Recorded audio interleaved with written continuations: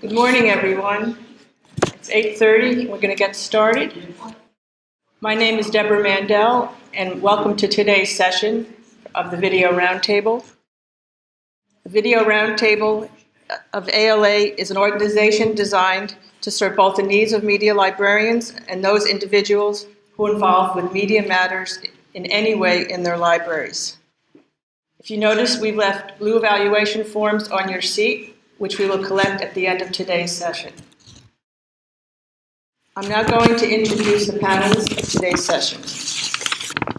Scott Spicer, who organized today's panel, is the past Video Roundtable chair. He currently serves as the Media Outreach and Learning Spaces Librarian for the University of Minnesota Libraries. In this role, he functions as head of the Library Media Services, a unit responsible for providing support for course integration of media production and media resources. Beyond this role, Scott provides a depth of expertise and has researched a range of media-related areas, such as the digital arts, sciences and humanities, media preservation and copyright, and media. Coming in via Skype today is Deborah K. Boudewyns, who is the Arts, Architecture, and Landscape Architecture Librarian at the University of Minnesota and teaches a course on curatorial theory and practice. As part of the University Library's initiatives, she serves on the Open Access Policy Subcommittee and the Streaming Video Task Force. In recent years, she collaborated with colleagues on the Digital Arts and Humanities Group and the Scholarly Communications Collaborative. She's authored articles, book chapters, and book reviews, and is an active member of the Art Library Society of North America, having served on the ARLIS NA Executive Board from 2006 to 2009. Deborah received her MLIS from Syracuse University with a focus on arts librarianship. Jonathan Schell is a filmmaker, writer. Oh, sorry. Oh, so sorry. That's my nephew's name. Okay, I'm just channeling him. Is a filmmaker, writer, and a CLIR postdoctoral fellow at the University of Minnesota Libraries. He heads the Digital Arts Sciences and Humanities, or DASH, program and completed an online and multimedia dissertation at the University of Minnesota's Comparative Studies in Discourse and Society program. Denise Hattwig is curator of digital collections at services at the University of Washington, Bethel, and Cascadia College Campus Library. She facilitates digital collection and repository development and outreach, and collaborates with faculty and students on digital scholarship projects and initiatives. Her research interests include the intersections of digital scholarship and repositories, undergraduate participation in digital collections, and visual literacy. Each speaker will speak for about 15 minutes, which will allow 30 minutes at the end for discussion. Thank you very much.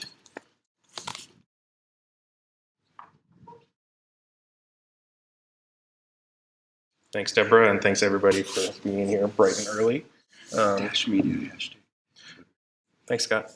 If you want to tweet about us, you can use the hashtag #media, and both Scott and I are on Twitter. You can see our Twitter handles there.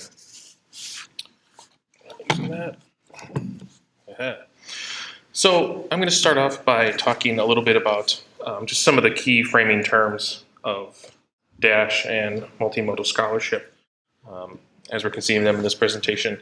As Deborah mentioned, DASH stands for Digital Arts, Sciences, and Humanities, which is an effort at the University of Minnesota Libraries to move beyond, I think, some of the limitations of digital humanities and use the place of the libraries as connecting so many people on campus through different methodologies and tools and questions, building these sort of networks and communities of practice in the libraries. And so our panel today represents that sort of cross-disciplinary focus, projects in the arts and the sciences and in the humanities. One of the areas we focused on through a lot in the last 2 years of DASH has been multimodal scholarship. And there is a variety of definitions of multimodal scholarship coming out of a number of different fields, including writing studies, media studies, digital humanities, and things like that. One end of the spectrum is the addition of multimedia, especially audio and video, to conventional written text and textual publications. On the other end is definitions coming out of media studies, and especially Tara McPherson, who talks about scholars coming to realize that they understand their arguments and their objects of study differently, even better, when they approach them through multiple modalities. And this is an often radical expansion into multisensory, immersive, three-dimensional projects. And so we'll see a few different examples of that in a little bit. In many ways, this could be thought of as a reimagining of what scholarship is. There's lots of examples of this out there.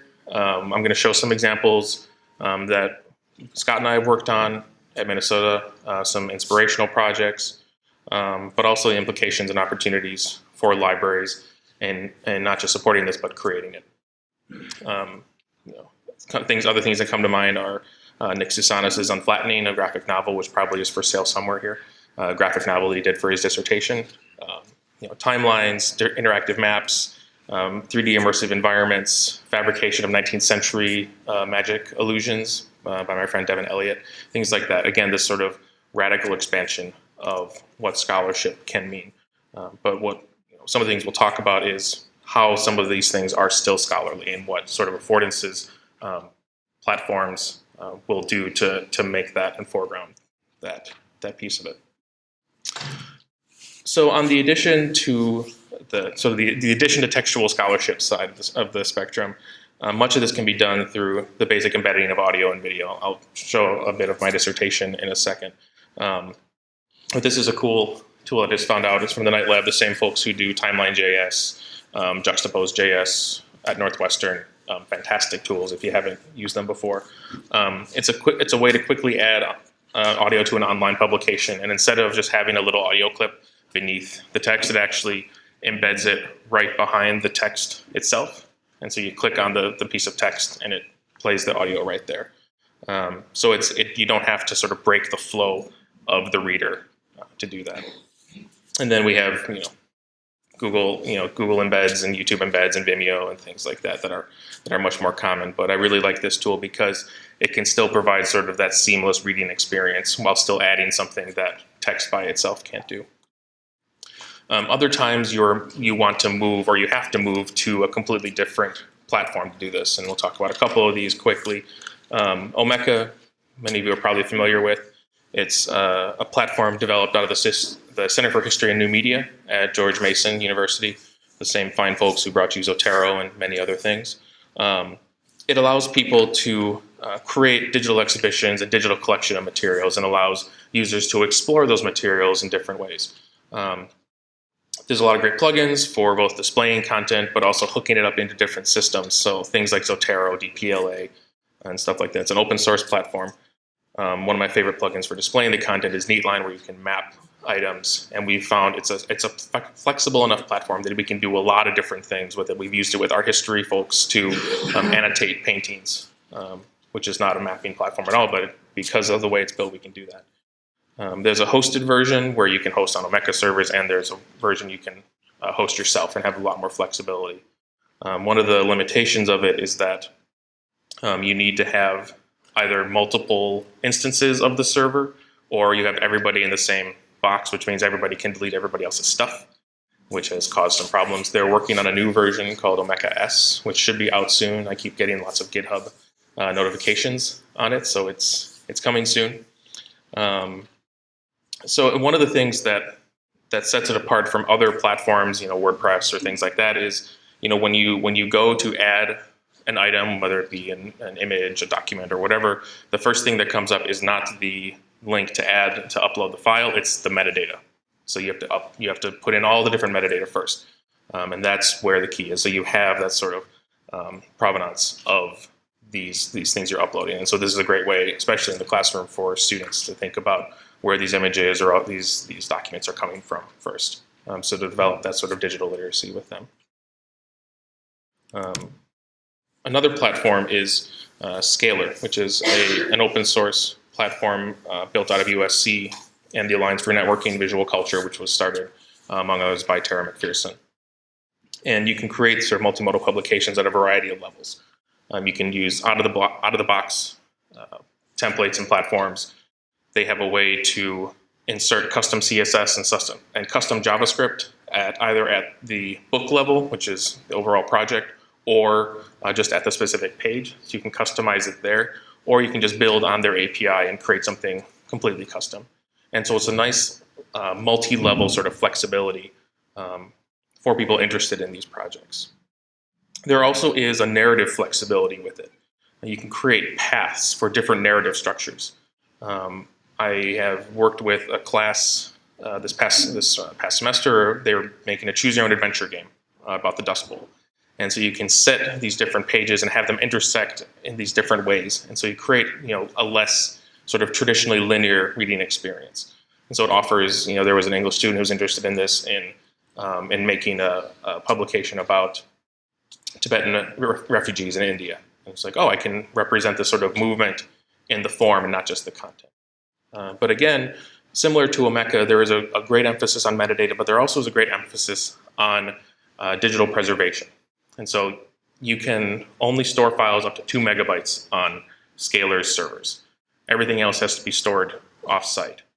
And not just that, they're like, figure it out yourself. They have these great uploader modules that hook into places like MoMA and the Getty and Internet Archive. And so you can link into those trusted repositories or from your own servers as well. But it makes you think about where this stuff is going to live, where it's going to live long term. And so again, it has an aspect of what we think of as scholarly built into that platform. So a few example projects. This is my dissertation. Built it on Google Sites. It's audio and video and photos. All the media is stored on a repository at the University of Minnesota. It's basically a big blog post. There's nothing really that special about it. But I was not able to make this, and this is one of the problems with multimodal scholarship, especially if you're doing this for academic publications of various types, is that this is not the official document of my dissertation because ProQuest doesn't know what to do with this. So I had to make a PDF with play triangles for all the audio and video, and then put a link to this. And so there's a couple other aspects of this that I'll talk about in a little bit when we get to the implications for libraries. One of the nice things about this was that when I copied over from Microsoft Word and pasted into here, it automatically converted the footnotes to endnotes. That saved me a lot of time. So that was basically why I kept going with Google Sites. Eventually I'm going to rebuild this in something else, but I've been saying that for 2 years. Moving on to an example of a Scalar project. This is by Misha Cardenas, Redshift and Portametal. It's a sort of a choose your own adventure game set it in a future where we need to leave Earth due to climate change. And you can go through and say, I'm going to go to this planet, I'm going to go to this planet, and talk to these different people. And it really takes advantage of those narrative structures. And and there's also multimedia in it. There's different audio and there's movement and video and things like that. So it's a really wonderful example of the different ways that these pieces are integrated or can be integrated within a Scalar project. And then sort of on the more experimental, exploratory side of this, Clouds is a interactive documentary on networked life and creativity and lots of other things. It can either be viewed on your computer or through the Oculus Rift. I only have the first SDK 1 of Oculus, so I couldn't see it because it's for the new one. If you get the USB version of it, you get on this spiffy glass USB thing. Of course, if you do buy this, you need to have this in at all times to watch it. So, and it's this incredibly complex, interactive documentary. It's just really gorgeous to look at and to explore, and you can see all these different gorgeous network. You can see in the background the sort of network visualization that's going on and things like that. As I was watching it, it reminded me of a project that I worked on this semester, and that reminded me of, and it leads me to that first implication for libraries. This is a interactive DVD-ROM from the early 2000s. That's also a very old computer from the early 2000s, I think. And a French grad student came to me and said, I have this DVD-ROM that no one can play. And this is the only document of all of this artist's work, and he has since passed away. The publishers don't have the original material. This is the person I'm doing my dissertation on, please help.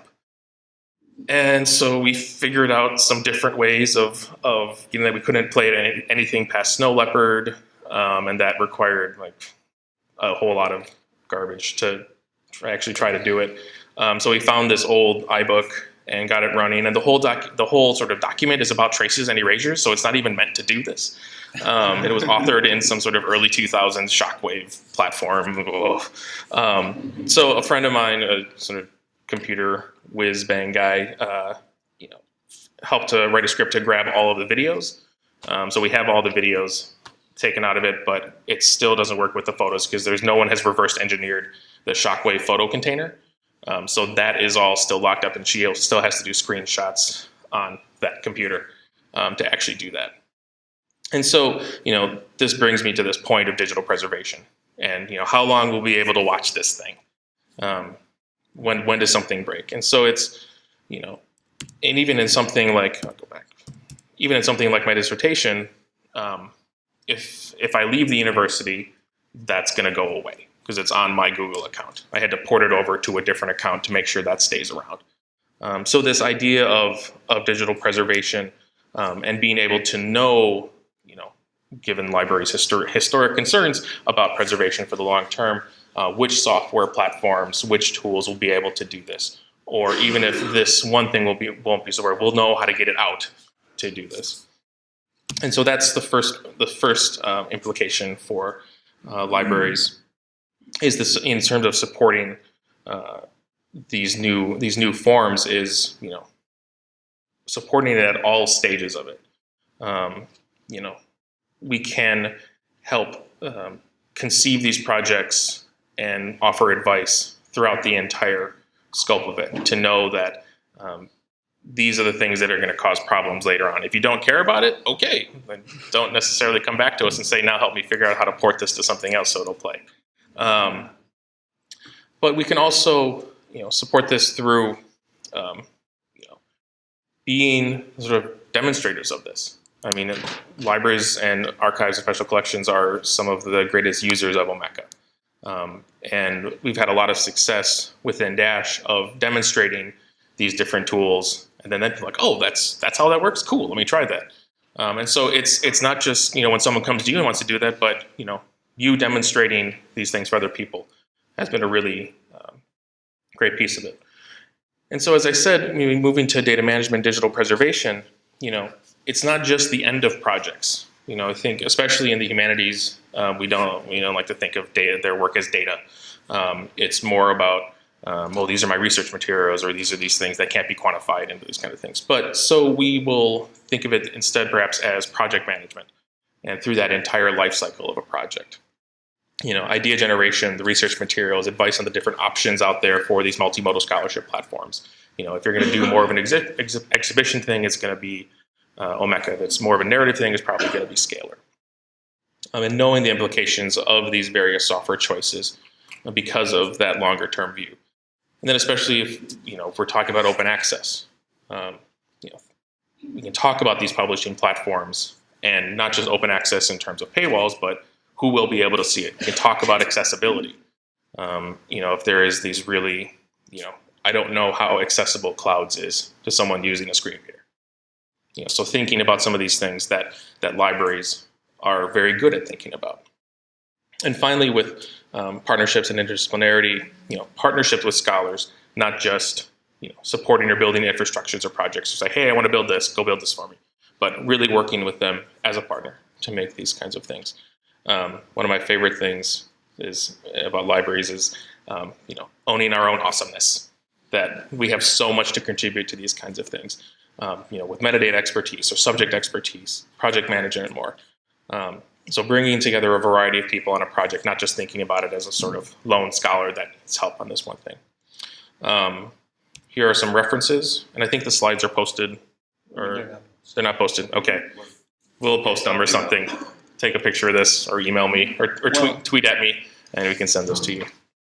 So now I'm going to hand it over to Deborah, and I think that will be.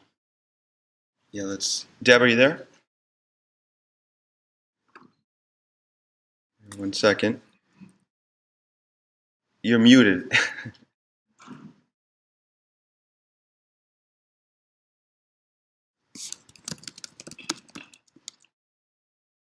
Yes. Okay. All right. So let's do desktop one here. Oops, wait. Let's try this again. Desktop 2.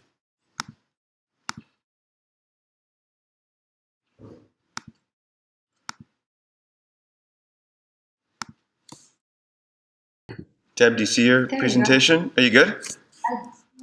Thank you. Yes. All right, should I go? Yeah, you're good to go. Great, thank you. So I want to move into a slightly less pragmatic area for a little bit. And I want to ask everybody to just think for a moment and focus on a different frame of mind, thinking about what is art. Just a little question. But Thomas Merton, in his book of essays, No Man is an Island, beautifully expresses something universal and undefining, interactive, and open-ended about art.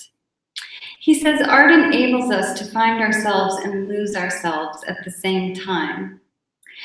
So then we need to ask, what is digital art? Which is the next slide. And it's often referred to as new media. Thank you.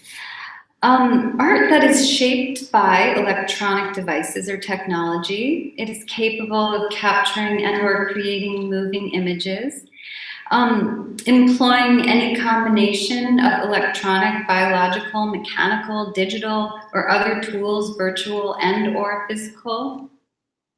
Possibly interactive or ephemeral in nature, and where editioning may or may not be relative.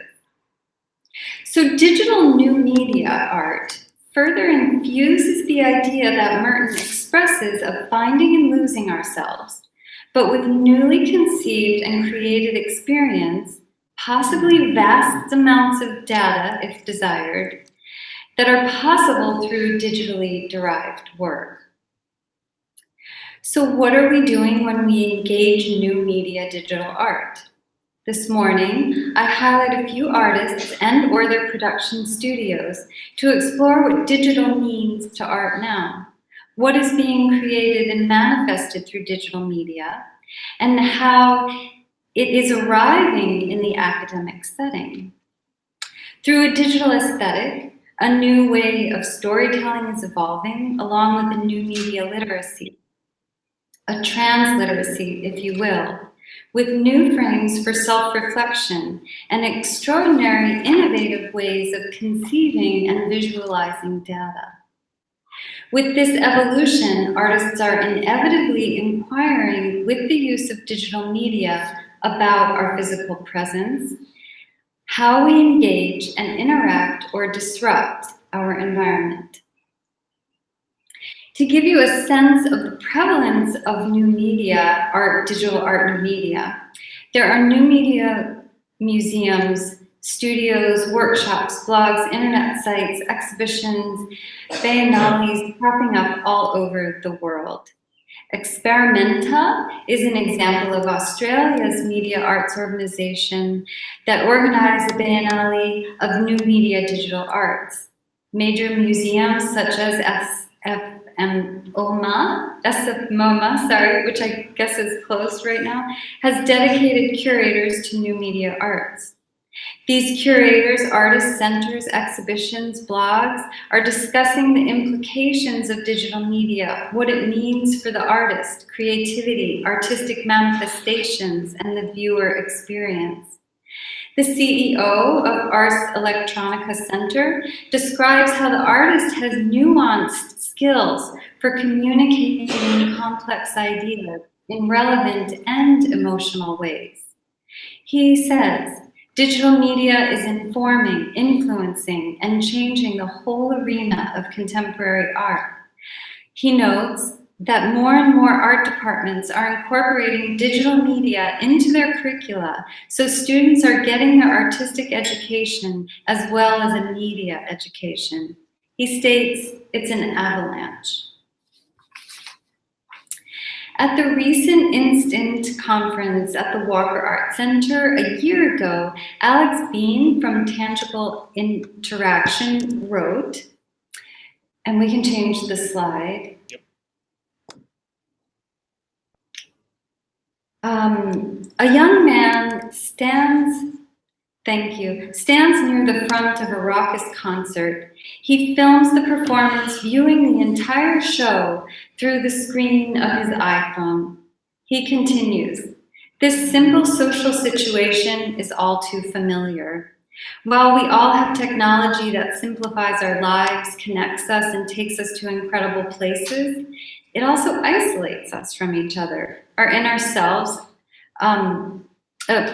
It isolates us and our immediate environment. He captures the moment, but doesn't allow us to be in the moment. It propels us forward, but discourages the here and now. And so we have reached a point where we need to deeply question the purpose of technology and the kinds of experiences it creates, rather than simply accepting every new thing as it progresses. Do we want to live life within the virtual confines of a touch screen, or create and delight in one that is rich in deeply felt connections and tangible experiences? This tension that Alex describes is what so many of new media and digital artists are exploring and exposing in their work.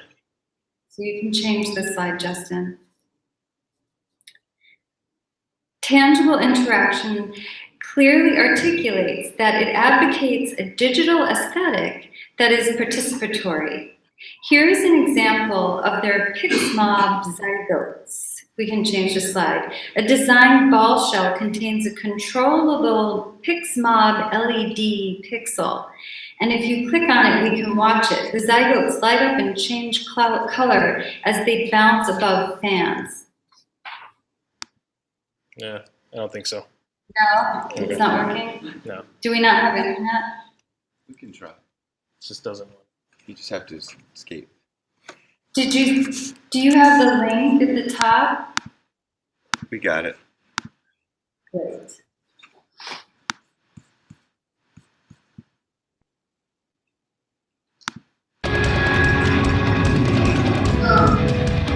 So this is that's all right.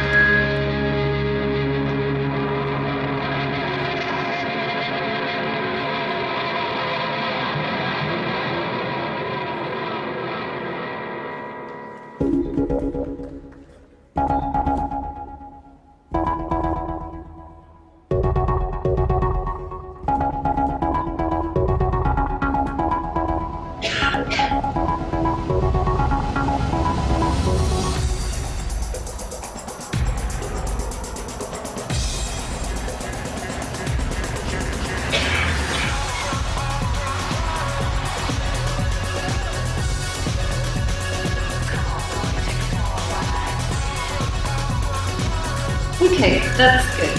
Thank you. It's just to give you an idea. I'm getting it. Oh, hey. Whoa, Inception. Should we bring it back? we're entering the void, the digital void. Okay, I'm not sure what's going on. All right, here. Someone please get a picture of that. Aw. So we've got Inception, basically. All right.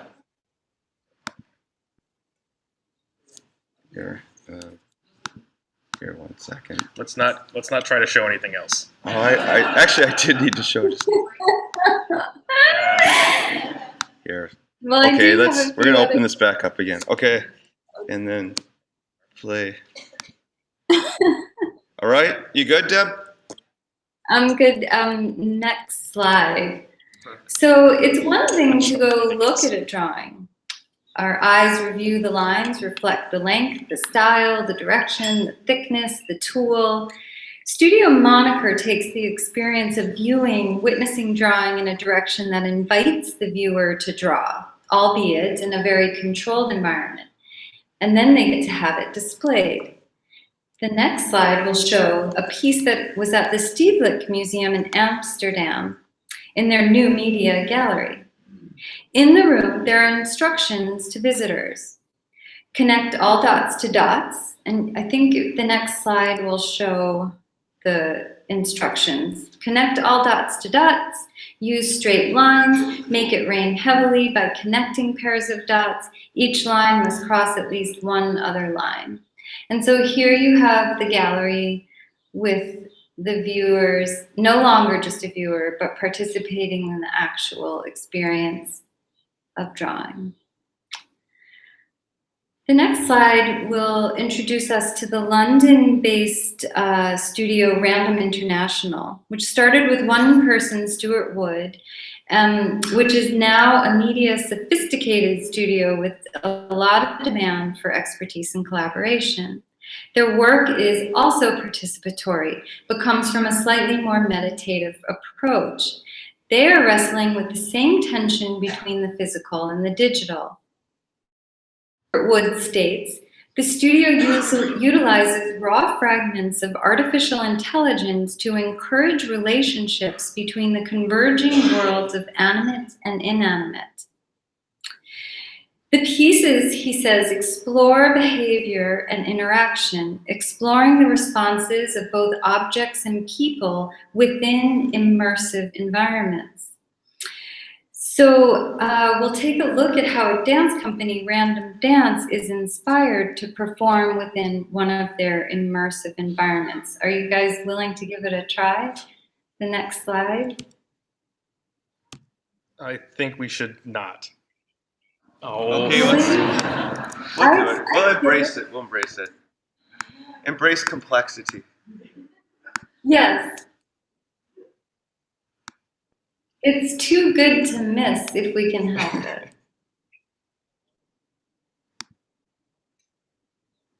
And do you guys have it on full screen? So inside the Curve Gallery, there's this amazing installation by Random International called Rain Room, which is basically these sheets of rain that pour down on you.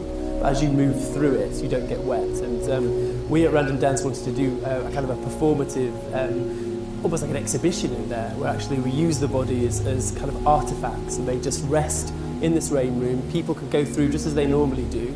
It's already almost like a magnet, the rain in the rain room. It makes you want to go inside it yourself, and that's the main point and purpose of it, that actually it's about people who come to experience it being inside the rain. And what they come across, those accidental things that they kind of connect with, are just bodies that happen to be moving in a slightly different way. So I've structured almost a 25-hour dance that doesn't repeat. It just keeps going and going and going. So everybody who comes through into the rain room will see a kind of a snapshot of dance that's never been seen before, and something that's really close, very intimate, very personal.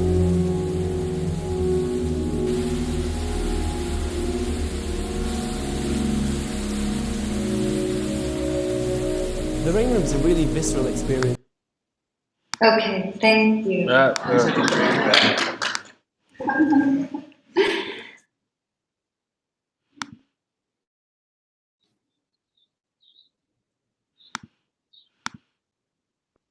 Okay. Great. All right. Lust, a Dutch design studio, offers a wonderful example of how digital humanities and digital arts merge with text and typography.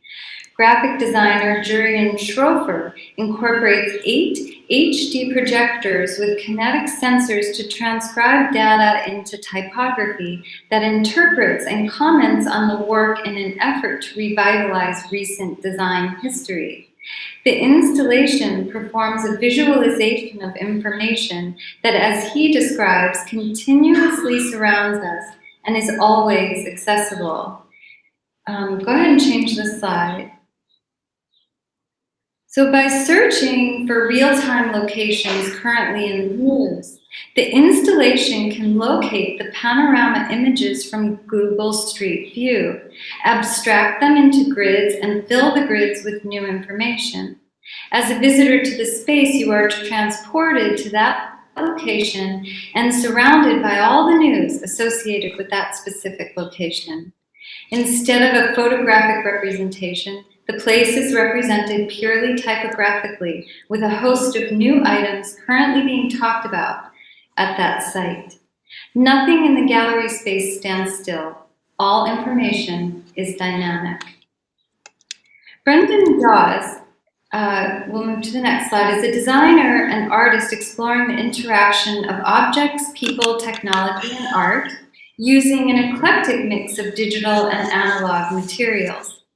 He created the Kennedy app, which was originally inspired by the phrase, "Everyone remembers where we were when Kennedy was assassinated." The idea of inputting your data that is then contextualized by the news and weather, everything else, is digital storytelling that is also poetic, simple, accessible, and artful. His more sophisticated pieces bring together all of our concepts of new media digital art that we've touched on. It is pushing aesthetic boundaries, advancing the necessity for visual and digital literacy, inspiring reflection and storytelling. In Digital City Portraits, Dawes was tasked with creating 11 city portraits in celebration of the launch of 4G services in the UK. He decided he would use the head of a sunflower as the foundation from which to create the portraits of the city. Employing the same mathematics that create the head of a sunflower, he shows time exploding outward from the center of the flower, with each point representing 1 minute in each city. 3 days worth of data was searched for various keywords that were hot talking points at the time, which included Skyfall, Hurricane Sandy, something about money, and localized subjects for each city. And each city portrait is visualized uniquely. Taking a dance piece to dissect choreography and movement was the thrust of the next project, Synchronous Objects, which took a complex ensemble dance, One Flat Thing by William Forsythe. The dance was reproduced to create an original collection of screen-based visualizations, video, digital artwork, animation, and interactive graphics that reveal the interlocking systems of organization in the choreography. The project involved a collaboration of diverse fields. Forsythe explains, the project starts from the recognition that choreography is an organizational practice that employs fundamental creative strategies relevant to many other domains. Artists and scientists working collaboratively on this project use animation techniques such as traditional keyframing, algorithmic and generative approaches to create animation and interactive experiences that reveal the mechanics, energy, and shape of the choreography differently than watching the dancers on stage. The animated manifestations, traces, scores, maps, visualize the information in new ways. This is an image of a part of the choreography, isolated and animated. Is there another slide, Justin? Nope. No, not on this one. Not on this one. Oh, okay. Okay, it must have got lost. It shows an evolving, viable research space and a departure point for conversation and further discussion about the arts, science, and technology. Okay, and then we bring it back to the academic setting, using the University of Minnesota as an example. Several of the faculty in the Department of Art have been experimenting with digital tools and concepts. Jan Estep, Diane Willow, and Hunter Jonikin are a few examples. Not only is their work advancing digital arts aesthetics, they are steadily incorporating new media into coursework, encouraging transliteracy.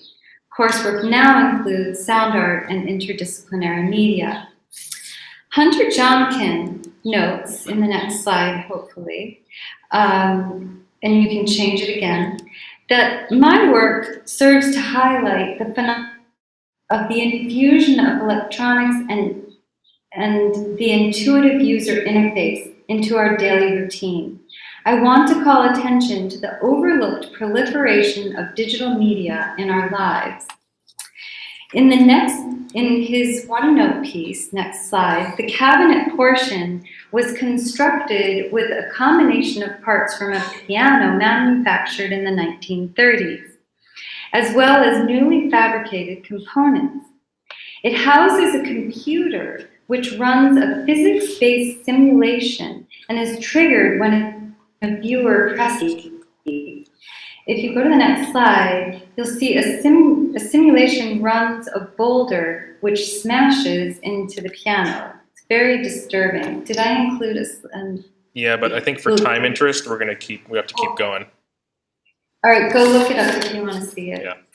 Schell and Willow created reflexive membranes, an immersive installation in which visitors encounter textiles that they can touch and then touch back. In this piece, Willow reflects on the intersection of the artificial world and natural world. As noted by Sylvie Parent, the project seeks to provoke intense emotional and psychological responses in visitors so that they question the boundaries between nature and artifice and examine their own organic condition as they interact with technology. Willow describes how the focus of her work and exploration creates a context that brings together researchers in the arts, architecture, design, and the sciences. She writes, the convergence of these seemingly divergent modes of inquiry and practice reflects an emerging phenomenon of artists, architects, and designers actively exploring scientific frontiers and technological innovation. The next slide is a brochure from the Art in the Libraries exhibition program. We organized an exhibit that highlighted the Department of Art's integration of new media into their curriculum and praxis. As much as this exhibition shared new media in the department, tangible digital matter was also a reflective metaphoric show for the libraries, inviting researchers to contemplate the visual manifestations of digital information as it integrates traditional and technologically formed media.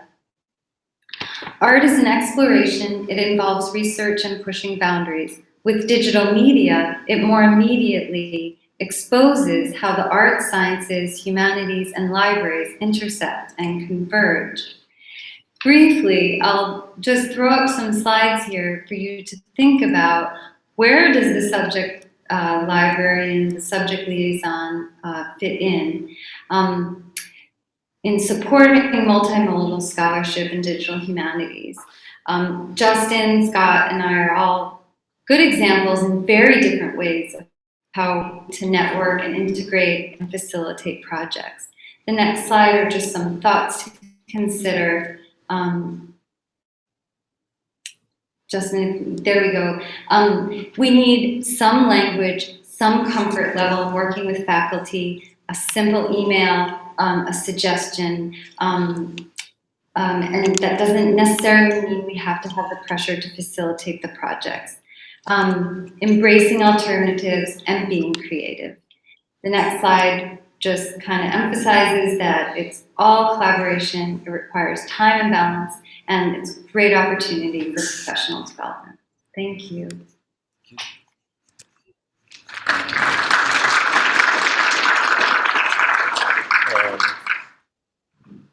Deb, can you mute your microphone? Yep. Awesome, thank you.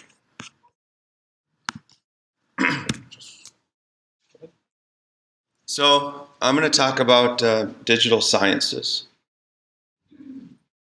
Some of you might be wondering why a media librarian chose to study the emergence of video abstracts in science scholarship. You know, of course, it's not exactly the kind of project where one rolls out of bed in the morning and says, you know, I think this is what I'm going to be doing this today. You know, so in addition to heading media services program at Minnesota, we're primarily responsible for course integration of student-produced media projects like digital stories, as well as instructional media, so licensed streaming video, I also provide depth of media expertise across a wide range of different media issues. So I'm always on the lookout for those really innovative areas wherever media touches upon teaching, learning, research, scholarship, access, or preservation, and thinking about what those potential implications and opportunities might be for the libraries. And so for a long time, I've had an interest in multimodal scholarship. As my co-panelists here have illustrated, I initially started this sort of foray into looking at research. So there's not a lot of literature on any of this. So I wanted to look into this, but I originally was looking at digital humanities and the use of video. But as Justin and Deb have illustrated, this is a really diverse field. There's a lot of creative, really beautiful, different uses of media in those areas. And as Tara McPherson has suggested, it's difficult to study as a facet, as a kind of a corpus. So I was one day just chilling out in Science Direct using their image video search engine. Yeah, I know, who knew, right? And I came across this crazy, well, not crazy, I thought mathematician writing on a green screen with a basketball hoop, looked like a kindergarten classroom. I'm like, what is this? You don't see this kind of thing every day. There's a really, poorly shot cell phone camera. And so I was like, okay, so this was my foray into video abstracts in the sciences. A lot of you may be familiar with Journal of Visualized Experiments, for example, but this is really a trend that's grown, and it provided me with some standardized kind of form to be able to look at an entire one facet of multimodal scholarship. Fortunately, so while I'll demonstrate that there's a lot of variance in the way that these videos manifest themselves in science scholarship, they are standardized enough in the way that they're used within the piece itself and they're distributed online. Plus, they're really cool, and I love the idea of scientists becoming more media literate to effectively communicate their research, and this binds them to the arts as well as the humanities examples that we saw earlier. So, as we all know in this particular environment, without getting on a soapbox, it's really important that scientists have the skill sets to utilize all of the tools at their disposal to be able to communicate their research effectively. So the question is, what is a video abstract?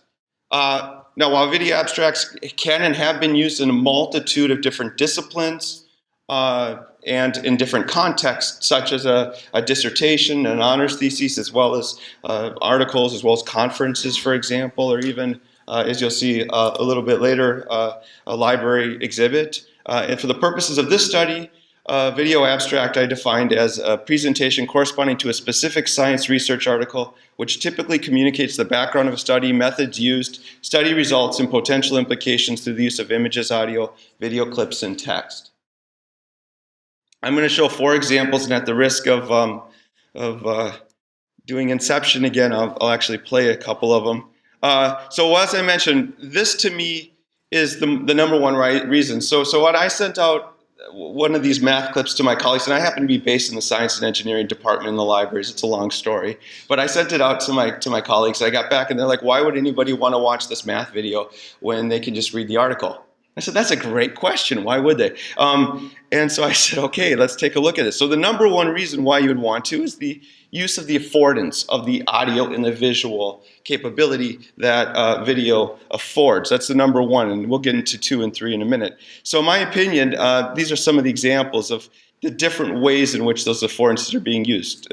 So let's see if I can get this to play. So in this example, you've got a physicist talking about qubits on silicon. And they're using simulations. This is from the New Journal of Physics, IOP. On a silicon surface. And so you've got these simulations. What is a qubit? Explaining what a qubit is. They're using different kinds of visualizations. Information into discrete value can be I'm going visualized to fast forward here. to the red dot on the block sphere. We need the most He goes into the lab, shows his methodology, such as the scanning how he's conducting this experiment, the equipment. STM can produce, releases the hydrogen into the continues to drop simulations. Is a dangling bond. So this is how physicists oftentimes use this work. Let's see if I can. Oops. If I can I know. Playing with fire here. See if I can pull it back.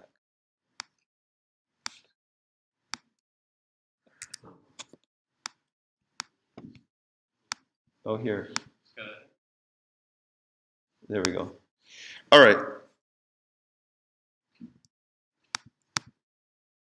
Let's go back to the presentation. I'm just going to show one more so you guys will get the idea, and then you're welcome to follow these links. We will have this hopefully posted in some form, and we'll put that on Twitter. So this is a mathematician, a really famous French mathematician. He's working on his math theorem on a green board. If you guys get a chance, go check out Paul Young at the University of Charleston. He's sitting in front of a lake, a river, an ocean actually, and he's describing his theorem from the top of his head. It's brilliant, and he did that on purpose to have to rethink how he communicates his science.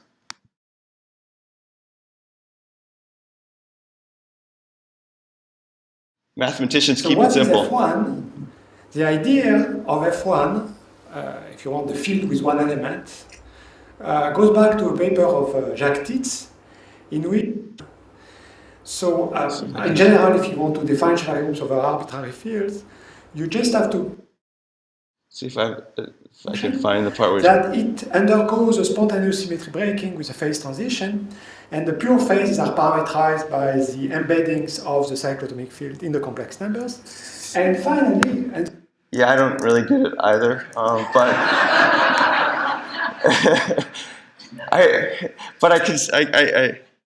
I'm neither a mathematician nor I'm a media librarian. You know, we're a jack of a lot of trades, but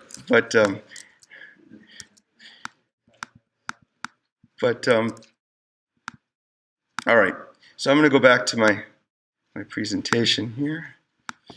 Thank you for your patience. Here we go. And I'm just going to mention the other two examples. So here you have Schell, which is a biology journal, I believe. They're doing simulations talking about blood flow in the brain. And over in the right-hand corner, and this is a very popular use of video, and actually historically goes back to some of the very earliest moving images ever back in the 1860s, something like that. But this is use of video to talk about diagnosis and treatment of disease, and in this case, bronchoasthma. So you can see that they're very different in terms of their usage of the audio and visual affordances of the video, but there's some standardization in the use of video. So I wanted to first capture the trends, so how much of this is going on, right? So Jove kind of kicked the party off back in 2007, and they're all sort of self-contained, but they inspired a lot of different journals, and I found 20 different science journals that had at least 5 videos published on YouTube. And so what I did is I developed a data mining software. I used data mining software out of Hub, and I captured all of the publication dates, the viewing counts, usage counts automatically of all of these journals across these multiple platforms. And you can see then, it's been slow, but you can see this was back in 2013 mid-year, so that's why there's a dip. But you can see that there's been a doubling over the year. And by the way, over the years. By the way, this is all in a data set. On the article I'm going to mention that's linked into our institutional repository. So you can see this, all of the numbers that I captured, all the usage and data for your own use. So that wasn't enough. So there was a popular article out there that talked about video abstracts, Berkowitz, and the reference is up there. And one of the editors suggested that having a YouTube video, and this video is also oftentimes published on the journal article itself, so it's embedded on the top of the text article, and then they have it separately on their YouTube channel.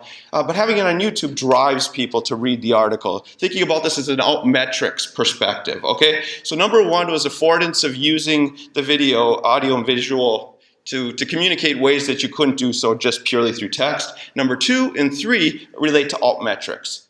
Does having one of these videos then drive people to read your article, okay? And number 3, I guess, would be, are you doing mass communications? Now, I don't know if that's the case or not, because this stuff is pretty high level. But at any rate, so my 2 cases, so I looked at the New Journal of Physics. Love New Journal of Physics. They didn't give me any money. I love them because They publish all of the viewing counts of all their videos, all the readership counts. They publish a lot of different kinds of usage statistics publicly. So I could do a comparison of what's been watched on YouTube and what their video viewing on the local hosted platform was. I could also do a comparison between their video, locally hosted video usage, as well as their readership, article readership. So I looked at these two correlations using New Journal of Physics as a case study.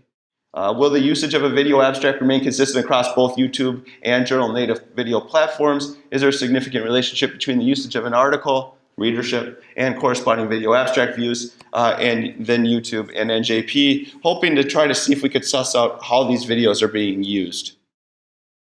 And so what I found was, that the view counts were moderately positively correlated between YouTube and New Journal platforms. In other words, videos that were more popular on the New Journal of Physics platform tended to be more popular likewise in terms of view counts on YouTube.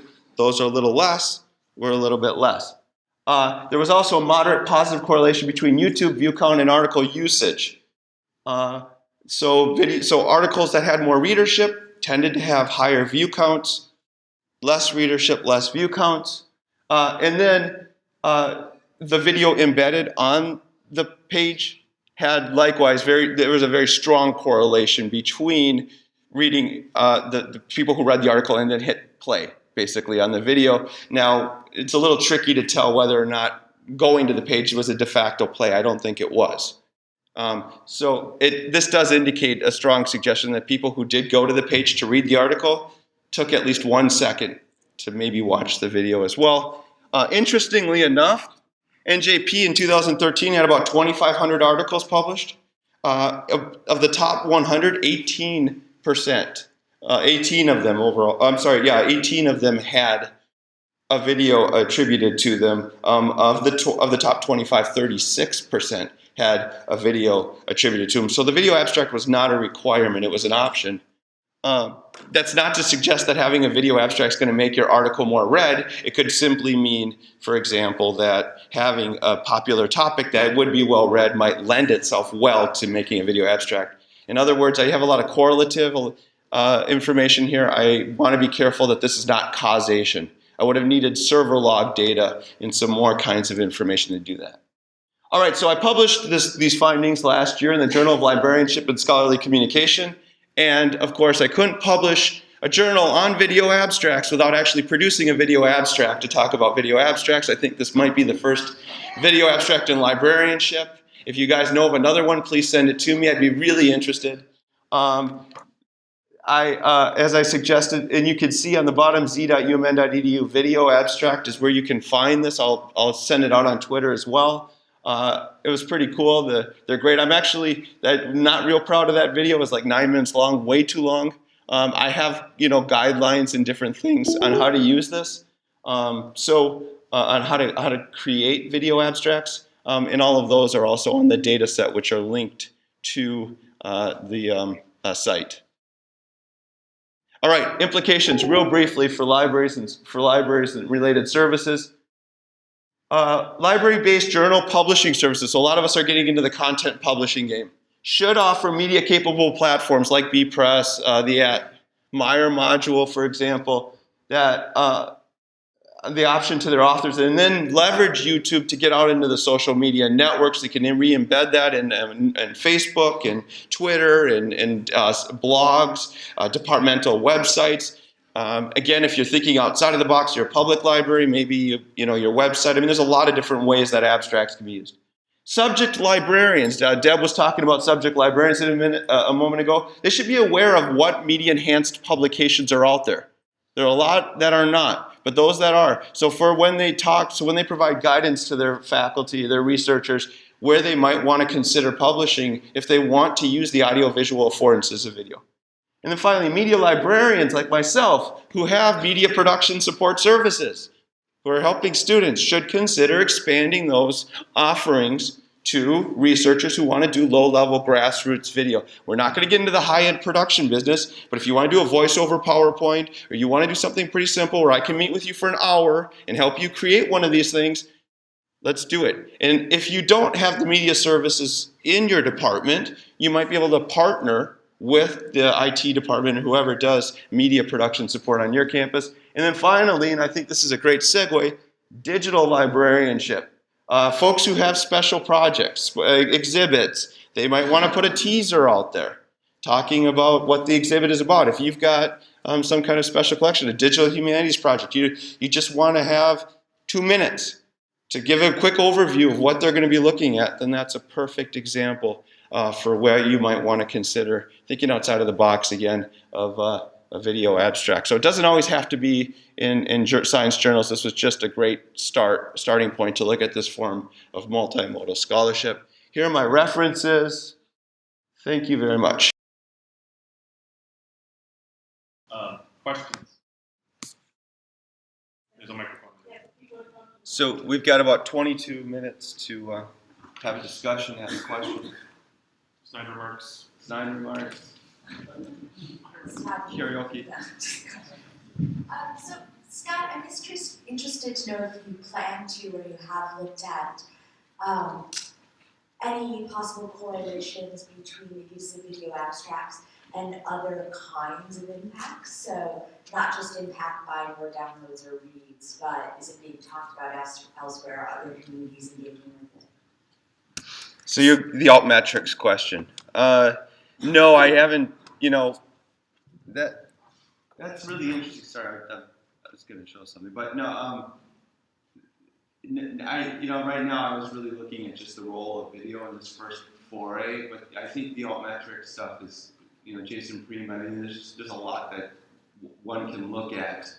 It's a little difficult to figure out the value of that outreach in social media networks because there's a lot of qualitative. It seems to me, if that's what you're getting at. Well, I mean, the metrics themselves, so if you were to look at the number of tweets, right. I mean, that's a number. What you want to do is get behind that. Right, yeah, so I who's did, doing the tweeting? in the article, I did pull out 2 or 3 examples where videos were re-embedded in some popular science blogs, for example. Yes. And at one point, I wanted to do that much more extensively. I mean, we have about 1,000 case studies, that I could do.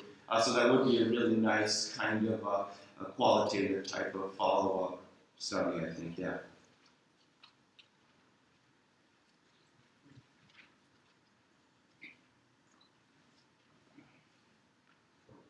Just as a follow-up to that, so in your experience, have the altmetrics, are they contributing now in P&T?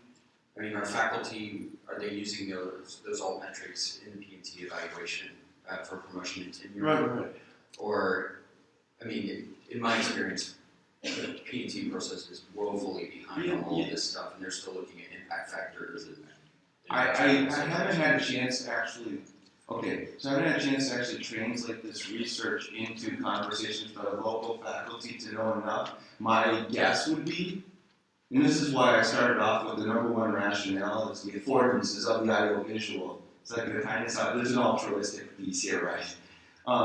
So to answer your question, my belief is probably not. I mean, especially in sciences where those impact factors are number one. And by the way, my data set, I didn't mention this, but I captured all the impact factors as well for each of those articles. So if you actually wanted to see the actual, the half numbers on eigenhalf numbers and whatnot, those are up there as well. I didn't do those correlations, but as far as I know, they're probably not overly valued, but they are getting this stuff out there. Just a comment on that, though, is that if you just use the numbers alone, then there is still a very conservative sort of process of changing most institutions. Right. But you have funders like the NIH who now have a new biosketch format where you have to communicate your information. Absolutely. And Actually, you just came up with a fourth rationale that I didn't mention. Funny. Thank you. Appreciate that. No, that's good. Other questions? Implications? Yeah, coffee. Deb, you didn't bring coffee? I have a question about the oral history project. Can you talk a little bit more about what kind of research was it tied into any collections that the library had? Or was it just independent research that the students were doing? That's a great question. I don't know if this is on. It's okay. Great question. Thank you. So one thing that we felt in our research of similar projects or other oral history projects in general and digital collections, one thing we found is that that typically there is that reliance on what's already in special collections or what's happening in other library collections. In this particular case, we really based the entire collection on the student work. We heard from new voices with all of the oral histories. Students interviewed people who were important to them or represented topics and issues that were important in their student experience. There's also an emphasis on trying to bring less heard voices from the campus community to the fore. So some of the facilities workers on campus, rather than focusing, for instance, on faculty, it was an attempt to bring all of the members of the community forward through their personal stories. So when I talk about research, I would say that would be the background research for each interview, rather than research tied to existing collections in the library. Was it primarily video that they brought in audio, or did they also bring other kinds of documentation or multiple format material to? Yeah, thank you. Everything. The students produced video, audio. They did complete written transcripts. They asked all participants for other supporting materials like photographs, any documents they might have. And of course, in that process, some things were contributed that really we couldn't use, like for instance, the local newspaper. And of course, we can't just scan that up and pop that up in our collection. So that was an interesting educational experience with the students as well. You know, what's really appropriate when you're creating new scholarship. What can you include in your package of a multimodal experience here? So, thank you. Can I ask you if you're working with students? I'm a past media librarian, but I'm working more broadly with the arts and also with, it's just a very interesting idea, a lot of people doing oral histories. Exactly right. And Scott, do you mind holding up the book down there? Sorry. Yeah, I want to give a huge shout out. This is a book that just came out in 2014. Douglas Boyd and Mary Larson, Digital Humanities and Oral Histories. Fabulous material here, if this is an area that interests you. I'll just add something to that. We briefly mentioned the In Your Stories project in Minnesota, and you start with the research question about these. Because we have the Minnesota Digital Library, which is a hub for the DPLA, the Digital Public Library of America, all of the content that's generated through these oral histories will go up into the DPLA. And so you can access these materials not just one by one, or you can also download, view them, or engage with them in bulk via the API. So you can do sort of larger scale analyses, whether they be textual or from metadata or things like that, from these collections as well. And Community Voices is also available via Nicholas.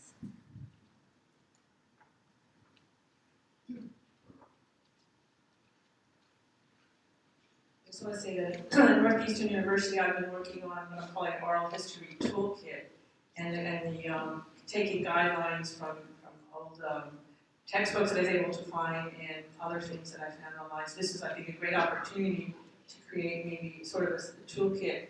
And our project will be working with archives on some oral histories, and some will be class-based. So there's actually going to be something on the form. If this is an archival project, then you do go this route. Because we deal with a lot of our underrepresented communities and different projects in our archives. So okay, it's going to have a multi-focus. Yeah. This is wonderful, and the Immigrant History Project has a multifaceted audiences as well, and it sounds like there's is doing. So it's really rich when we're able to, I think, do these projects that that do some of the outreach that universities and public, that all of our institutions are really designed to be doing.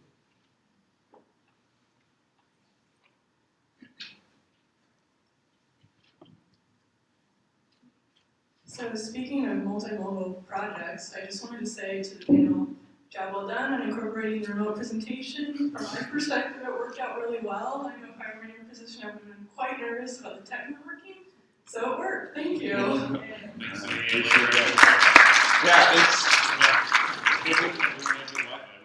Yeah, thanks ALA for spending a little bit extra money for the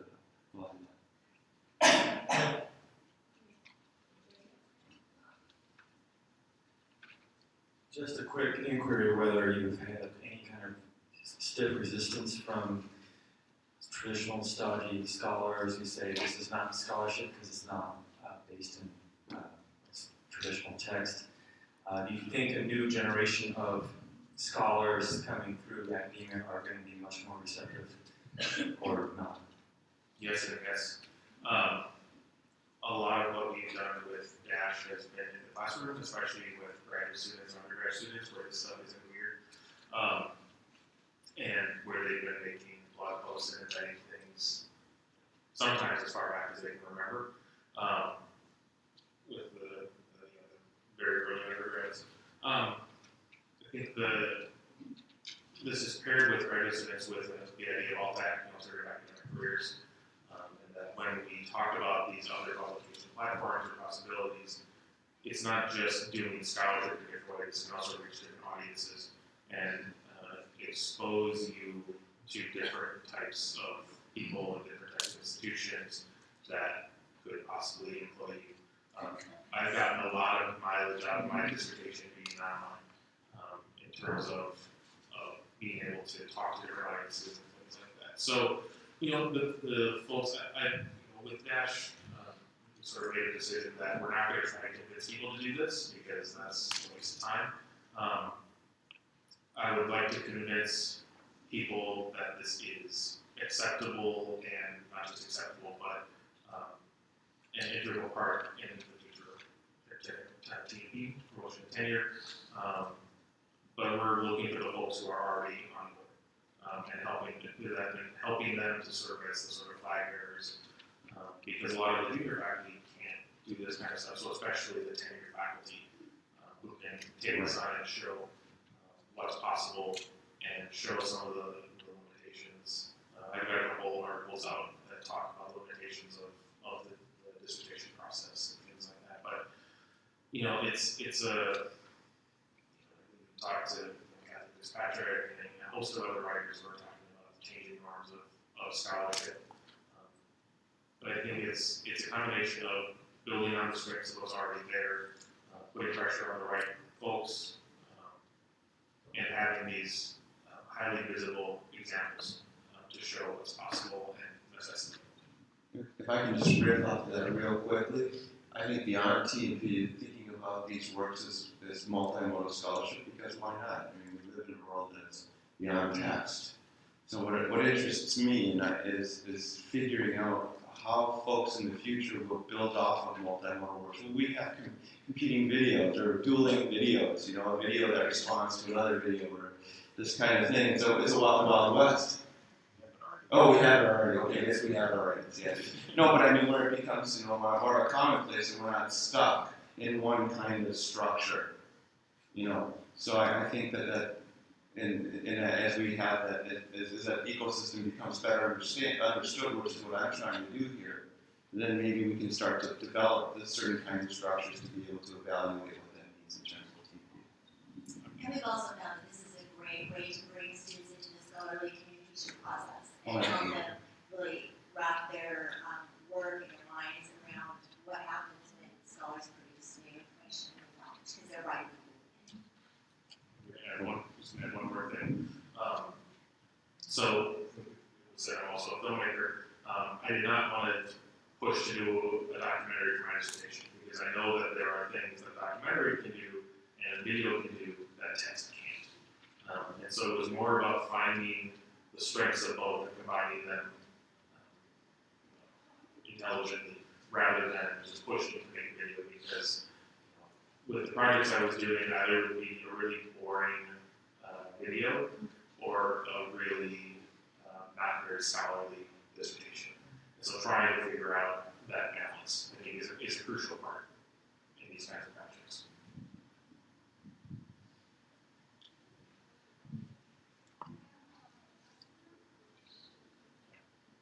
All right. So if you guys have any other questions, you're welcome to contact us Come up and talk to us. or come and talk to us now, because we'd love to continue this conversation. You know, that's a big impetus for the presentation. We want to keep this going.